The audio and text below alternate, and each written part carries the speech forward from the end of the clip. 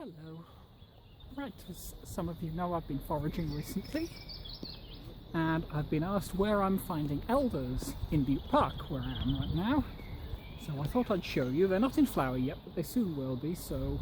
Well, actually, there are a couple that are in flower, or starting to. So it's not going to be long before they're all out, so if anyone else is interested in gathering them, I'll show you where to find them. So that's behind me, that's the Secret Garden Cafe. Up that way is to Fontcanna and Blackweir. There's a very distinctive sculpture over here, I'll show that to you, you're not going to mistake that. Yeah. So here is sculpture. Stand in front of it there, so hopefully you can all see that. And now I'm heading over here.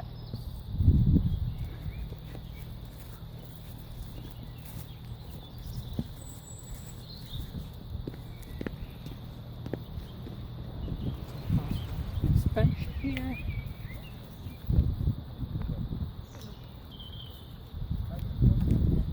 And into these wilder woods. Well, fairly wild. Fairly wild. There's one thing I've noticed about elder, and I must confess at this point I am nowhere near an expert. This is the first year I've ever tried foraging, so I may be getting everything wrong. But I'm fairly confident it's elder I've found here. I will show it to you anyway. So...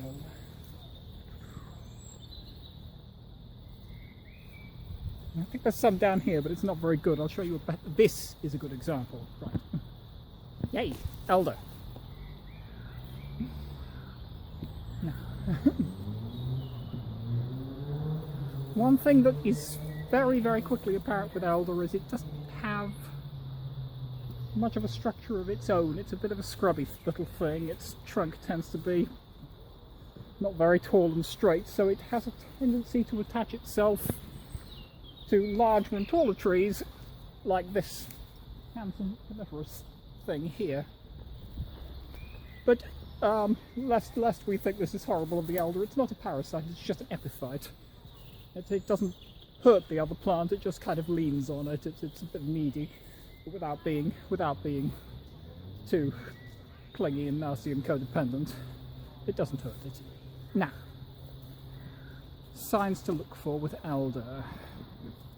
See, we have the leaves tend to grow in these clusters of 5. They can grow in 7 as well. I'm told they can grow rarely in 9, but I haven't seen that. And as you can see, this one, alas, is not in flower. The buds are still all closed. There's lots and lots of them. So later this month, when this comes into flower, it's going to be great for harvesting elderflowers from, but let's not take all of them, because if we leave some, we'll have elderberries in autumn, and who knows, this wretched thing, we all know what I'm talking about, could go on all year, in which case we'll be very glad of it. Now, another sign to look out for, the leaves have quite a distinctive smell. You can probably get some all over it from just coming quite close to it, but if you want to be sure, oh yeah, unmistakable. It's some quite unpleasant. I don't notice it particularly unpleasant. I'm told it's worse if you crush the leaf, but I don't want to hurt the plant unnecessarily. But it's quite acrid. It's you will eat them, put it that way. But yeah, it's got its own musk to it. You'll recognise it soon enough if you start sniffing elder leaves, as I've been doing quite a lot of. Other signs. It's these young branches tend to be quite light and grey. If I could get a look at the trunk of this one, which is easier said than done because it's a scraggy old one. Let's see. There's a little doggy running around actually, so I'm going to move up a bit. I don't really know what to do with dogs. I'm a cat person. Oh, couple in flower on this one over here. See, I found another elder here. And if I can just get in there for you. There we go. couple blooming there, just a couple. Oh, and I think right in here,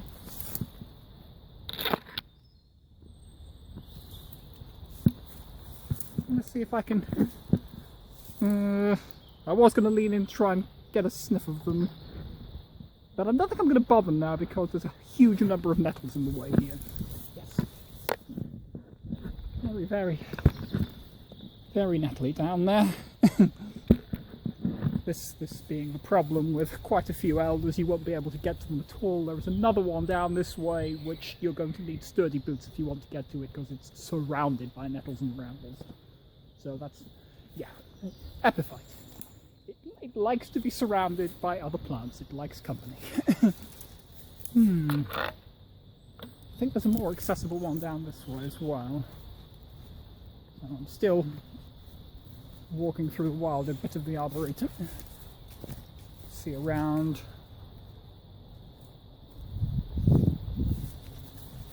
I shan't go much further. There are other elders further into the park along the river, but this is the section which is easiest to get at. And here we have another one. So again, this one's clinging to a very large conifer.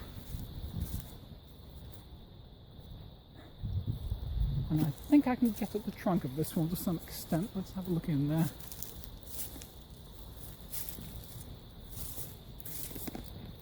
Doesn't look like it's at all in flower.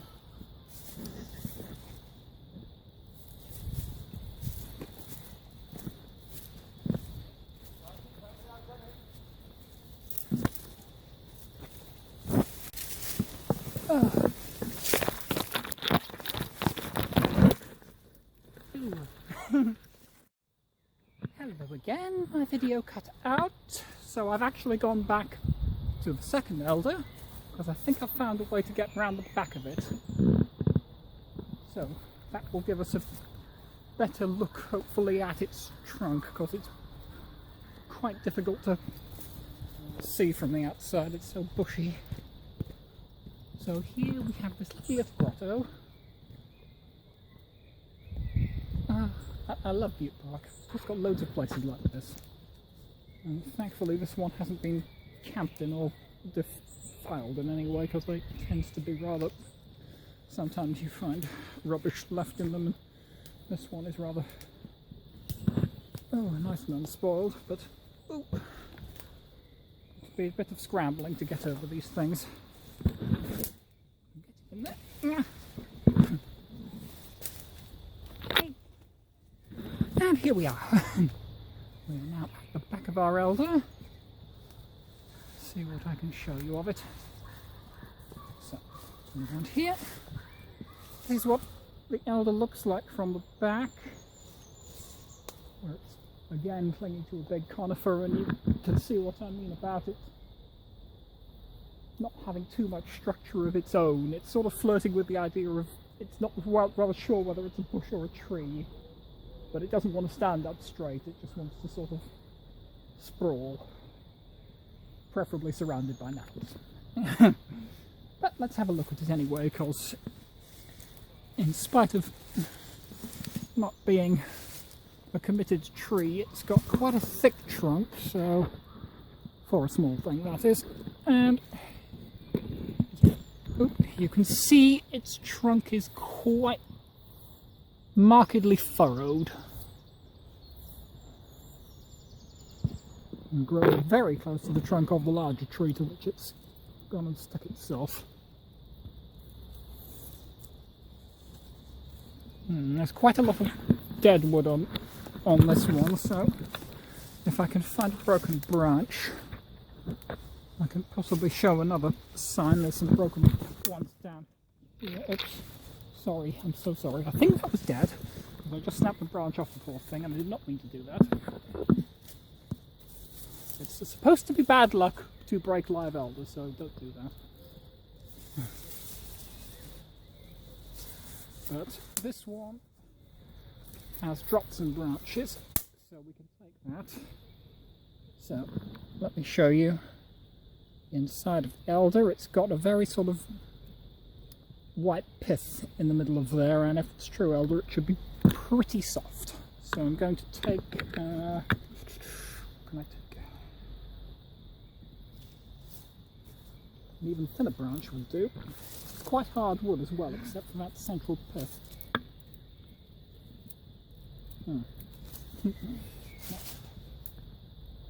But everything here is rotten away, so it's... Ooh. Oh dear. Now you can sometimes, just by pressing it with your fingernail, feel it. It has a stick, so let's see if the stick will go into the pith easily.